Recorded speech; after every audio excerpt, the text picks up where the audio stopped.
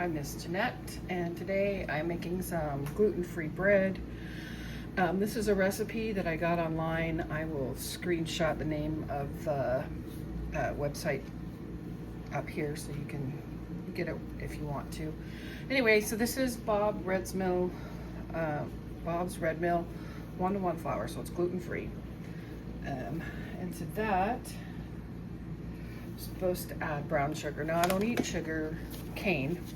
My body can't handle it, so I'm going to use maple sugar. This is from Azure. I suppose the correct way of saying it is Azure. I've just been saying Azure for so long that that's how I say it. Anyway, I'm gonna use maple sugar instead, and then later, because brown sugar is a little moist, I'm gonna add a little sorghum because that makes up for that extra moisture. So this is 2 tablespoons of sugar. So I'm going to do my dry ingredients first, and then I'll do my wet ingredients. I haven't had a lot of luck with this bread. It'll cook, it'll raise, it'll cook, but it's always really moist, really wet. So I think what I'm going to do is I'm going to make up like a flat bread, like a focaccia type bread. Psyllium husk. So calls for whole psyllium husks. In case you're wondering, this is a sifter. And you can see the little handle here, to the crank here and the handle. When I was growing up, we had this sifter, not this specific one, but this kind. And when we first got married, which actually happy anniversary, honey, is 37 years ago today, I just had to have the sifter. So early in our marriage, I bought this sifter. 2 teaspoons of yeast. It's also from Azure. And the reason that I sift this is that the flour tends to get just a little clumpy, and I just think everything mixes in a lot more evenly if I use a sifter. So the flour isn't quite so clumpy, and then everything mixes better, in my opinion. So that's salt. This is from Walmart, actually. And I need 1.5 teaspoons, which is why I got the teaspoon, because I knew I'd need a half teaspoon at some point.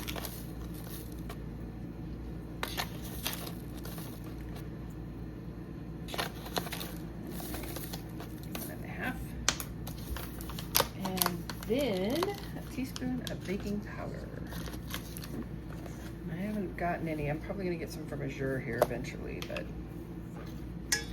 I just learned the other day that baking powder breaks down after like 3 months once you open it. So, I don't know. I've been using baking powder my whole life, and I've never thrown it away or tried to use it up in 3 months, so I don't know. We'll see. Okay, so that's all of the dry ingredients that I need. So I'm just gonna go ahead and sift that out. Not fun.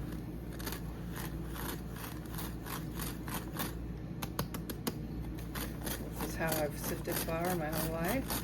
It's, I don't know if you watch Serena Neal. I like her. I love her energy. But she puts it in like a strainer. That way. So you've got these little things going around, and if you've got chunks, it breaks them up against the strainer part. And oop, that one went in. You can see I do have chunks, and I think that's from the flour. I don't know for sure. Sometimes I just push it through, or go back and forth to break it up, or throw it away. Just depends. Because nothing I put in here was this chunky, so I'm not sure why that does that. Anyway, good reason to sift. So now I got a nice sifted dry ingredients. Okay, I'm gonna set that aside for just a moment while I do my wet ingredients. I get my water a little bit hotter than it calls for because I'm gonna put my other wet ingredients in with the water, so that'll cool it down a little bit. So we need 4 tablespoons of butter. I use this. They also have one with olive oil, which I really like, but they didn't have any at the store I was at this last time, so I wasn't able to get any. I generally start with butter, because later I'm going to be putting honey in here, and I think anyway that it helps the honey to come out a little easier once I've measured it. So I need 4 tablespoons of butter. So we just got a new refrigerator. The one we just bought this house. We've lived here about 4 months. Anyway, the other one was okay at first, we thought, but then we realized we were going to need a new refrigerator because it wasn't working quite right. And we got the new one and we realized it wasn't working well at all, because all of our stuff is like, oh wow, that's really cold. I think it's funny that we didn't realize that it wasn't cold enough. It wasn't very cold, so it was colder than the room. So all right, and then I need 2 tablespoons of honey, I believe. See, yep, 2 tablespoons of honey. And it's just raw honey that I got at a local store when we lived in Wyoming.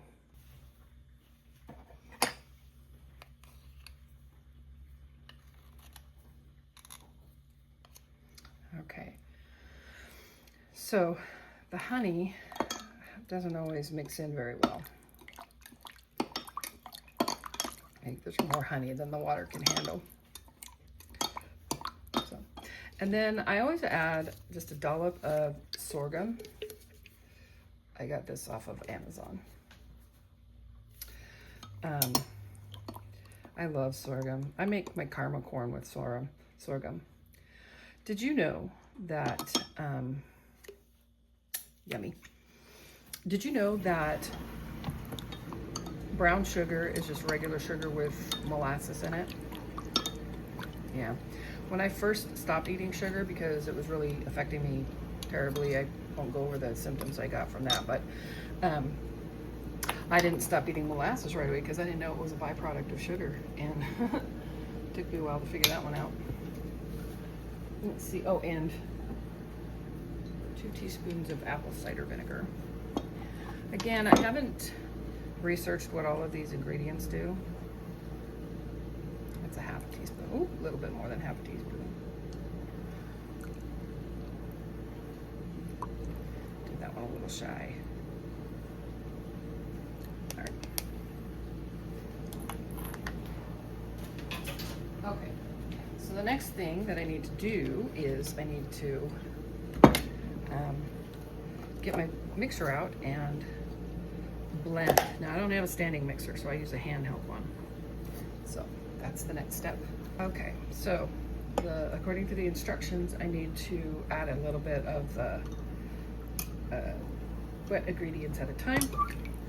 So here we go.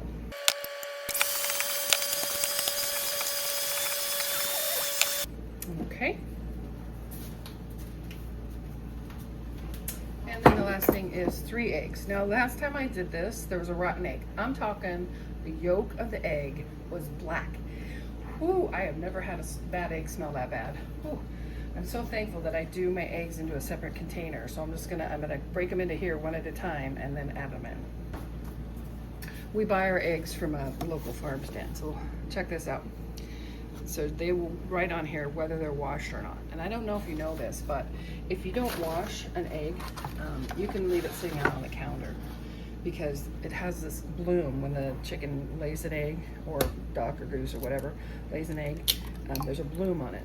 The bloom protects it from spoiling very soon. Once you wash the bloom on, you have to keep it refrigerated.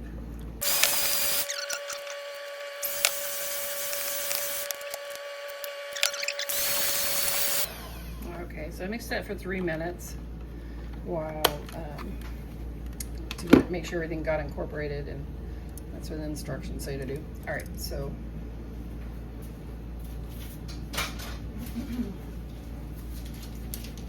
next thing we're gonna do, as I mentioned, I'm gonna try it as a flatbread this time.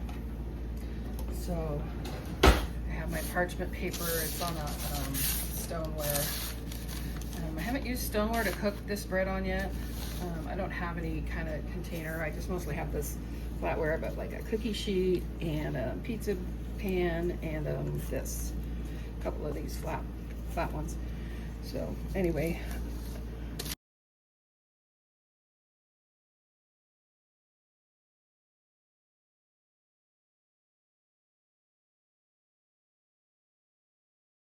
Okay, so now I leave it to raise for at least an hour, maybe 2, and then we'll see what happens. All right, I'll be back. Okay, I think this is cool enough to cut it. Yeah, I don't know what that means. I don't know if that means that I did good or bad or otherwise, but I'm gonna go get me a big old chunk of butter and eat this. All right, until next time.